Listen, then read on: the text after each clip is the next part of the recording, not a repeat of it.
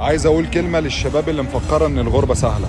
عارف الباب اللي هو بيدخله ده باب المطار. اقسم بالله بيكون شايل هم الدنيا يا اخو وهو داخل. اللي هو انا دلوقتي في طريق مش طريقي علشان اكافح وانا مش فاهم فيه اي حاجة. الدنيا عمرها ما كانت وحشة ولا عمرها تيجي عليك. احنا اللي بايدينا نسهلها واحنا اللي بايدينا نصعبها على نفسنا.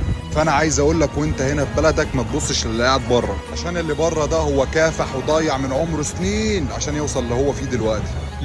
اللي هو انت مستكتره عليه، وانت بنظره واحده عمال تحسده علشان جاب موبايل جديد او راكب عربيه حلوه. عارف هو في كل ده ليه؟ عشان يا معلم هو كافح وعافر وضيع سنين من عمره، ضيع سنين شبابه عشان يوصل للي هو فيه دلوقتي واللي هو عايزه. وانت قاعد دلوقتي ما بتعملش اي حاجه، فالح بس تبص للي حواليك ده جاب كام وعمل ايه وجاب ايه.